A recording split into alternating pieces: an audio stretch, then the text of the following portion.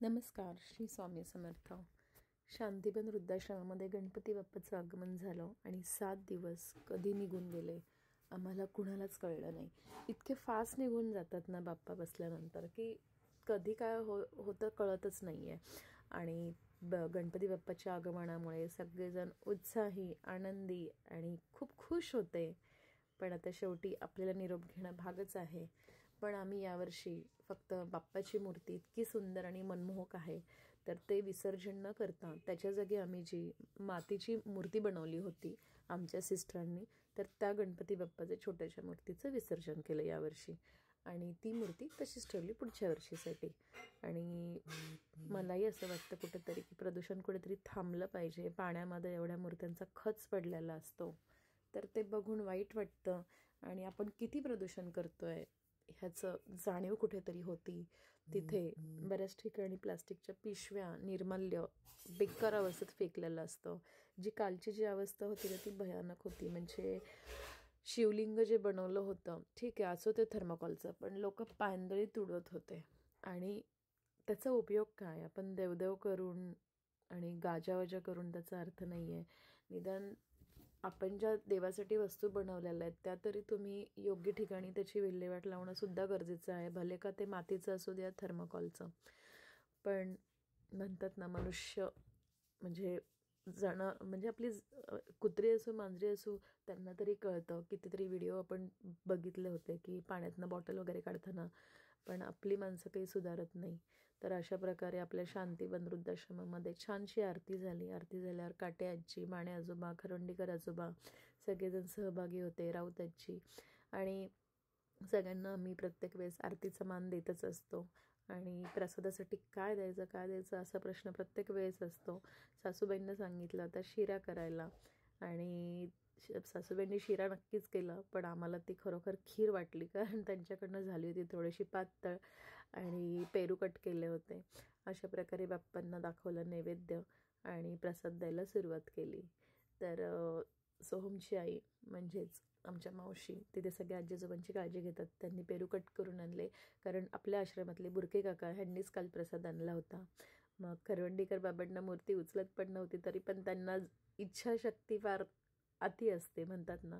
तर खरवंडीकर बाबांची मूर्ती उचले ना म्हणून छोटी मूर्ती त्यांच्या हातात दिली, जी आपण शाडू मातीची बनवली होती. त्याला पेंट नव्हतं केलं, पण मूर्ती बनवली होती, खूप सुबक आणि छान केली होती. माणे काका म्हटले, नमस्कार, गुड इव्हनिंग सगळ्यांना. आज आहे विसर्जन, गणपती बाप्पाचा 7वा दिवस. जे घरगुती गणपती बाप्पा आहेत त्यांचं आज विसर्जन आहे. मग यावर्षी आम्ही यंदा म्हणजे दरवर्षीप्रमाणे 7व्या दिवशी विसर्जन करतो.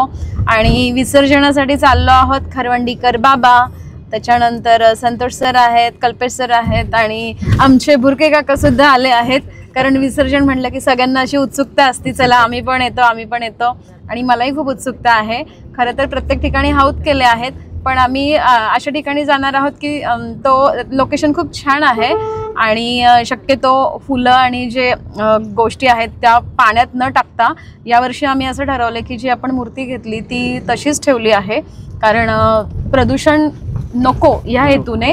आणि शक्यतो सेफ जागी ठेवणार आहे की तिथे काही इंजुरी नाही होणार किंवा कोणती अडचण येणार नाही. गणपती बाप्पांना अशा चांगल्या ठिकाणी ठेवणार आहोत. आणि जी आमच्या सिस्टरांनी छोटीशी मूर्ती आता तुम्ही बघितली असेल त्याचं फक्त विसर्जन करणार आहे, कारण मी सुद्धा प्रदूषणमुक्तच विचार करते की जेणेकरून पाण्यामध्ये जास्त आपल्याला आपण बघतोय दरवर्षी मूर्त्यांचा खच पडलेला असतो, पूर्णपणे त्या पाण्यामध्ये डिझॉल्व्ह झालेल्या नसतात.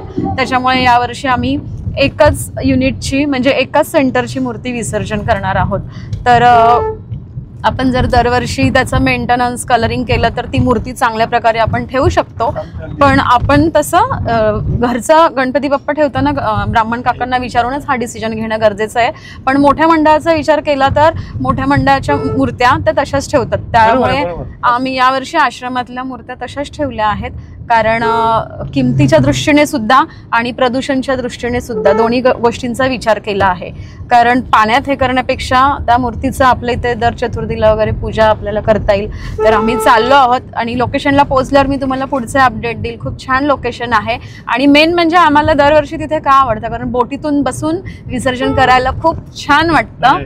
त्यामुळे आम्ही तिथे पोहोचणार आहोत थोड्याच वेळात. आणि फक्त आपलं पॅरालिसिस सेंटर जे आहे तिथली मूर्ती आम्ही घेणार आहोत विसर्जनासाठी. तर आम्ही आता पोहोचू थोड्याच वेळात त्या लोकेशन. प्रसाद मोरया लवकर या. गणपती गेले गावाला चैन पडे ना आम्हाला. गणपती गेले गावाला चैन पडे ना आम्हाला. 1 2 3 4 गणपती बाप्पा बडे हुशार.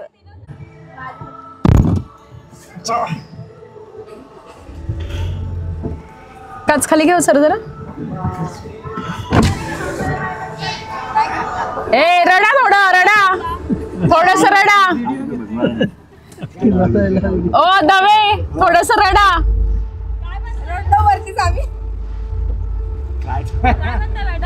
त्यांना म्हंटल थोडस रडा म्हंटल.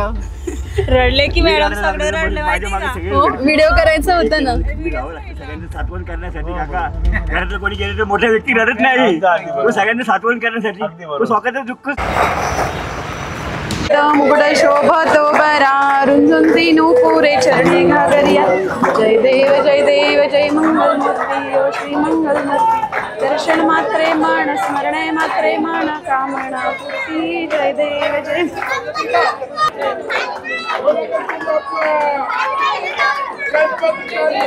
गावाला. अशा प्रकारे बाप्पाचं विसर्जन करण्यासाठी आम्ही गेलो कुडजे या गावामध्ये, जिथे खडकवासल्याचं बॅकवॉटर पाणी आहे. आणि मागच्या वर्षी काहीच गर्दी नव्हती, पण यावेळेस मला वाटलंच नव्हतं की एवढी मोठी गर्दी असेल. आणि हजारोच्या संख्येने भाविक तिथे आले होते विसर्जनासाठी. आणि सगळ्यात मेन म्हणजे खूप चिखल माती होतं आणि घसरडा रोड होता, म्हणून त्यामुळे आपल्या ज्या आश्रमातले बुरके काका खरवंडीकर काकांना गाडीतच बसवलं आणि संतोष सरांनी सुरू केली आरती. कल्पेश सर सुद्धा होते, कारण एवढ्या गर्दीमध्ये ना काही केवढी वेळाची गर्दी. ऑप्शन्स असं नाही आहे, पण काही जरी आपण चेंजेसही करू शकतो स्वइच्छेने. तर अशा प्रकारे भयानक गर्दी होती. आणि विसर्जन सरसुद्धा स्वतः बोटीत नाही गेले, त्या बोटीमध्ये तिथले जी लोक होती त्यांनीच आपल्या बाप्पाची मूर्ती विसर्जन केली त्यांच्या हातूनच, कारण एवढ्या गर्दीमध्ये शक्यच नव्हतं. आणि एवढं ट्रॅफिक झालं होतं गणपती विसर्जनामुळे, तो पूर्ण रोड ब्लॉक झाला होता. कारण प्रत्येक फॅमिलीमधनं गणपती बाप्पा येत होता, कारण घरगुती बाप्पाचं विसर्जन असल्यामुळे सगळ्यांनी विसर्जन तिथेच करायला आणलं होतं. काही खडकवासला डॅमच्या इथे होते, काहींनी हौदात केलं. पण मला असं खूप वाटलं होतं की छान एक चांगल्या ठिकाणी जावं, पण तिथेही एवढी लोकांची गर्दी बघून असं ठरवलं की पुढच्या वर्षी आपल्या घरगुती हौदातच विसर्जन करायचं, कारण कठीण प्रसंग आहे एवढं. तुम्हाला हा व्हिडिओ कसा आवडला तर लाईक करा, शेअर करा, सबस्क्राईब करा आणि आपल्या यूट्यूब चॅनल लाईफ ॲट शांती बनला सबस्क्राईब